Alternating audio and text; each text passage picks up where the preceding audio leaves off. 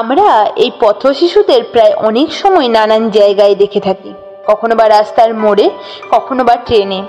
এদের দেখলে বড়ই মায়া হয়। জানি না কার দোষে তাদের আজ এইরকম অবস্থা।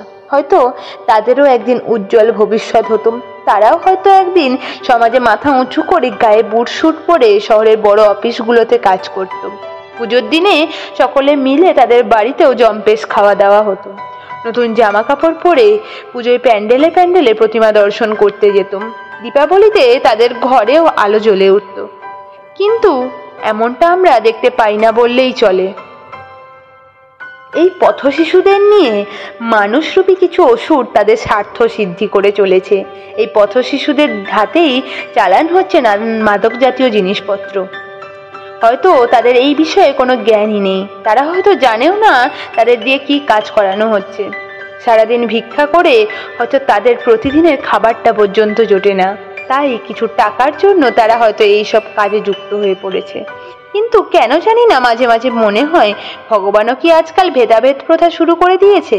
তা না হলে সমাজের এক শ্রেণীর মানুষের মুখে এতটা খাবার তুলে দেয় যেটা তাদের প্রয়োজনই নেই, আর সমাজের আরেক শ্রেণীর মুখে দিনের শেষে খাবারই জোটে না। কলকাতার 3 রাস্তার মোড়ে চিন্টু নামে এক ছেলে হাতে গোলাপ ফুলের সাথে রজনীগন্ধা ফুলের স্টিক বিক্রি করে।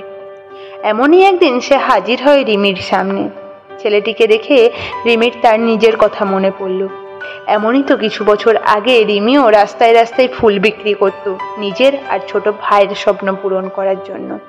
কিন্তু এখন সে আর রাস্তায় ফুল বিক্রি করে না, কলকাতার রাস্তার মোড়ে নিজের ফুলের দোকান আছে। চিন্টুকে দেখে অতীতের কিছু কথা মনে পড়ে গেল রিমির। চিন্টুর ডাকে রিমি সাড়া দিলে চিন্টু রিমিকে ফুল নিতে বললে রিমি বলে ওঠে, আমি কি করব ফুল নিয়ে। রিমির কথার সাথে সাথেই অয়ন এসে হাজির হয়। রিমিকে অবাক করে দিয়ে চিন্টুর কাছ থেকে সব ফুলগুলো কিনে রিমির দিকে বাড়িয়ে দেয়। কারণ বহু বছর আগে অয়ন আর রিমি এই পথশিশুই তো ছিল।